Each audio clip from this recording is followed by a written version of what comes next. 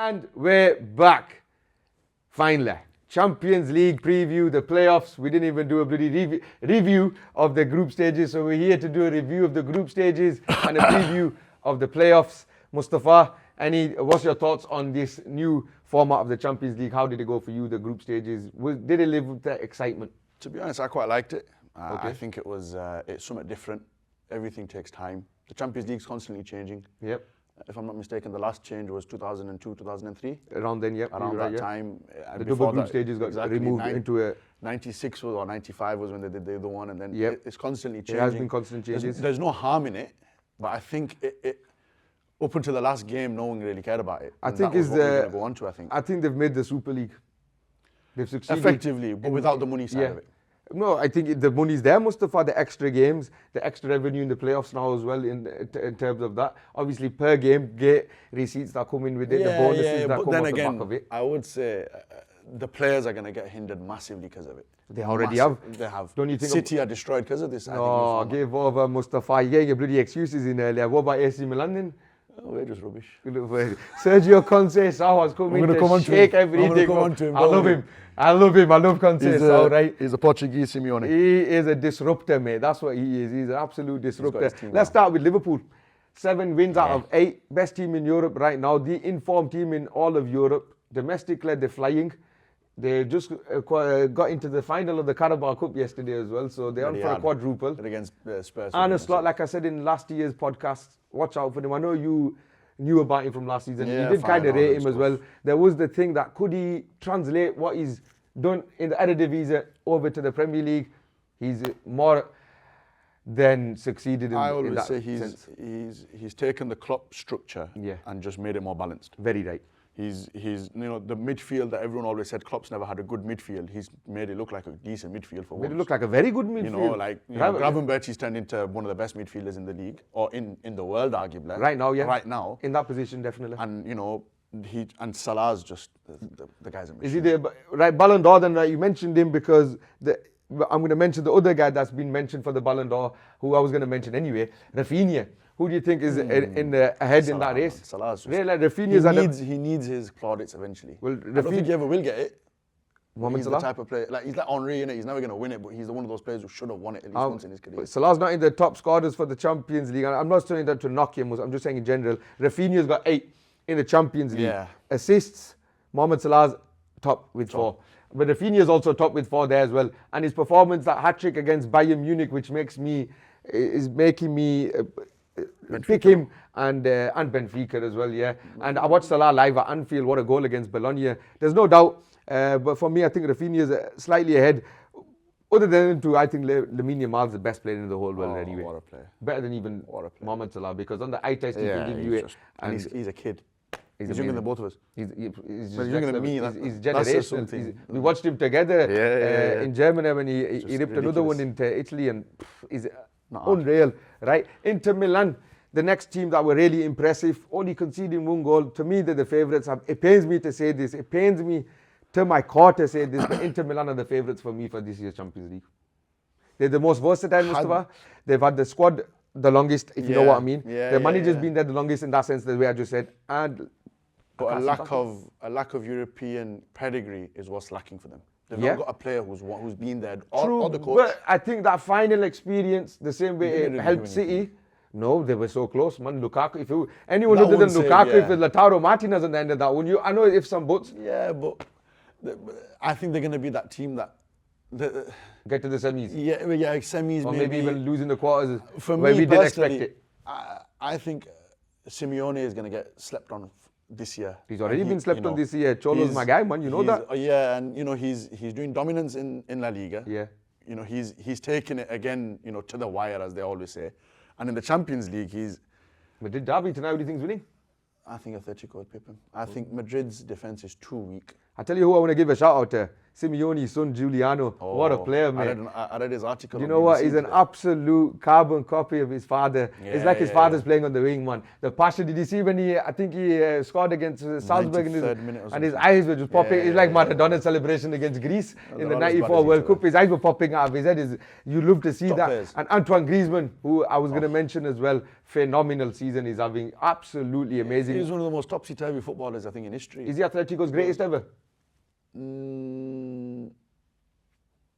He's a record goal scorer. He's been there forever. He's won everything more or less other than the Champions League. Now, if he wins it this season, which you're... Forlan, I'd say more possibly up there for not maybe not for the period of time, but he kick-started that revolutionary period. Griezmann. I think Falcao's better than Forlan for Atletico overall. No. Yeah, man, Falcao was unreal that one season. The left foot, right foot, every time. Forlan was consistent across 4-5. Unbelievable. Aguero, arguably, I know he was young, but he was. Arsenal, Leverkusen, Lille, and Aston Villa, who made up the rest of the automatic places. They're getting out it was a surprise. Lille have been really good watch, man. Even in the last game, they won 5-1. It was the most entertaining game to watch, right? They scored 5 of them goals in the last half an hour. And Zegrova, what a talent that guy is. Watch out for him. Something like that. He's a Bosnian. He's on the right wing. He played amazing against Juventus. That's what I really... I heard about him before that. Obviously, when I watched him against Juve, I kept a keen eye on him. He was ripping Caballia and really keep an eye out for him. I don't think Lille and Aston Villa, I'll touch on that. They're not... Again, I think this format of... This format requires European pedigree in the Champions League. Well, don't you rate... Which is why Madrid, I think, you can never write off. I think this is... I think the precursor and it switches nicely into the playoffs or whatever we're calling this. Do you not rate Villa's January transfer? Because I think Emery did that all with... Marcus Rashford? No, not just Rashford. Asensio coming in. So, all right, Rashford, you never know. He's got a reputation for that. This is what Emery is about. Anthony has just gone and scored today. Are United the problem? I don't want to mention it, and I love taking digs at United as much as I can. United the problem, Mustafa saying. United are the problem. I don't rate Ruben Amorim. I don't think he's that level of coach. I'm not getting into this, and we're not going to go into this. That's next time. He likes binding you for no reason. But yeah, like I was saying with the Madrid and Man City one, City especially, they've got nothing else to play for now. No, but going back to when you said pedigree, like they bought Asensio, that's who I was thinking. Obviously, he's won the Champions League. He's been in the late stages. He's a top player for the last. He has, but again, under Emery again. True. Is the whole Emery effect and Europe as well. 6 months, is it enough to do that? That's what I'm saying. Or do they need a summer with him? No. I think because of Unai, this is what I'm saying, Mustafa. I'm giving him a lot of credit here. Because of the manager that he is and the way he can galvanize players in such a short period of time. And the European experience he's got.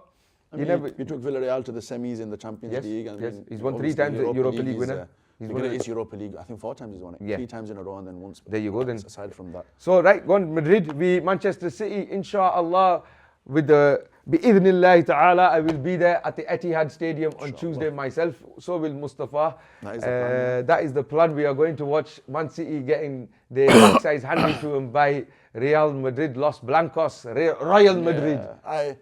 This is the season to capitalize on City's downfall. But on the flip side, City have got nothing else to play for. They might go all... This is a Pep thing, where he might just go all guns blazing into one trophy. They just about beat Leyton Orient today. I think if Atleti... Over the bloody finishing I think if Atleti beat Madrid today, Mustafa, because Alaba's out, Rudiger's out, Carvajal's out, Militao's out, they got no defense, basically. And haven't all season though. Yeah, I know. But I think if Atleti beat them, it'll have that knock-on effect coming into this game on Tuesday, right? And City are going to... And I don't think Carlo really cares at the moment. Because I think because he's announced his thing, I don't think he's going to have that drive to, you know what, he's been there, done it, won it all. For me, the winner of that will go far, of course. Because I think it's a massive booster in either of their seasons. Yeah, 100%. Which is the biggest boost they need, especially City.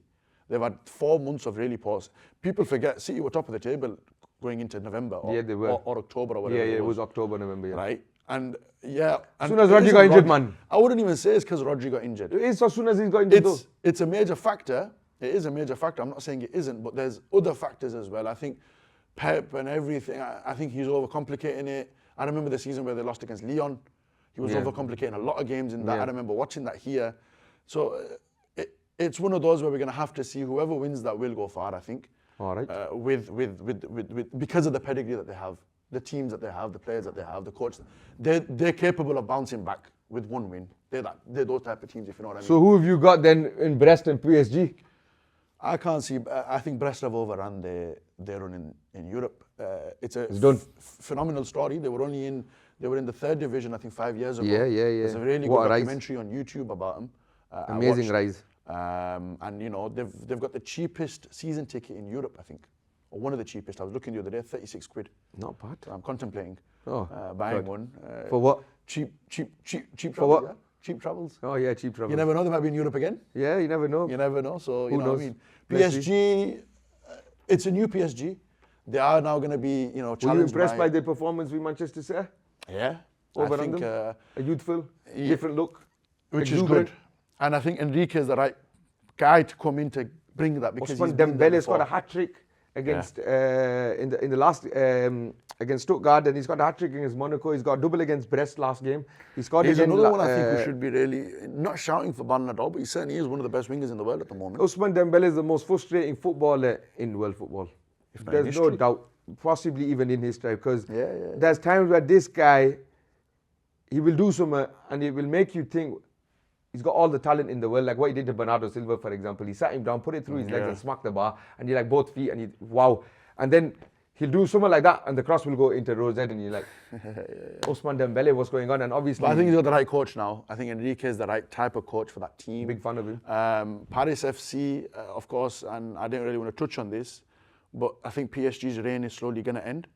The reason why is because of Paris FC. I don't know if you've been following. They've just been bought by the Arnault family, the 5th richest family in the country, well, 2nd richest family in the world and the 5th richest guy in the world. Don't forget to subscribe whilst you're watching. If you haven't already subscribed, like the video, put some comments in, share them. I'll reply to them. Let us know what you're thinking. Who you think who's going to go further? Who's going to win the Champions League? I was going to say with the Red Bull point, they've got Klopp in the back pocket, you know. So I think PSG need to really capitalise now if they're ever going to win something in Europe. Okay. Because they've got they're transitioning into a new era of youthful exuberance. They need to capitalise because not many players I don't think are going to want to go there really. I don't think it's that place that you know, it's Paris. You know, it's not. Well, he hasn't got that thing about, you know, more. Obviously, the Mbappe, Neymar, Messi, Messi, they've all gone, haven't they? Yeah, they've all so if you want a guaranteed league title, basically you go there. That's it. Juventus v PSV. Already played them in the first match. They beat them 3-1. Kenan Yildiz became the youngest ever goal scorer in Juventus' history, Champions League history. I think we'll beat them. We're doing decent. We just Randall Kolo Muani. If he, I'm sure that we can register him as well for the Champions League, hopefully. And if he continues, well, he's had the best start in the first 3 games from any striker in the history of Serie A. Check that out. For 3 games, I know, I'm not getting excited. But I think with Juve again, it's a transitional period. I'm not knocking them, and I don't want to knock them. I'm not getting into it. Because they are thingy. But we draw FC this year. Yeah, that's a major issue, I think. And we'll cover that on a separate podcast, me and Mustafa, on the Serie A podcast. We'll get into Milan's problems and Juve's problems in a wider one, maybe next week. And now mentioning your team, right? Who I actually went to go watch in December, talking of that amazing experience. £15 I paid for the match ticket. Now, if you look at some of the match tickets, right, you lot that are watching this, if you go check them out on Google, you're gonna fall off your chair. You're gonna switch my podcast off and say, what is going on in the English football game? This is why it's so bad. So yeah, what an experience. I was at the San Siro, watched him against Red Star Belgrade, Tammy Abraham's winner. Sergio Conceição's come in, he shook things up, won the Super Cup, made David Calabria leave. To be honest, with Milan, seeing it from the perspective of being a fan and whatever, for me, Conceição is number 1, the right coach to come in. And number 2, probably most importantly, he's got players who are capable of changing games. He's got a very good strike force now. Jimenez is the first striker we've signed in, I think, 10 transfer windows under the age of 30. I think the last one was Jovic. Then you got João Felix to come in with him as well. João Felix, who needs a team like Milan, who are currently not in the best position. They need a team like Milan to galvanise him again. I don't know what to make of João Felix no more. No, I think he's a good player. I forgot he was at Barca. Yeah. Well, he's the Morata of the younger version of Morata. I don't know, man. You know, hip hop's everywhere. I don't know.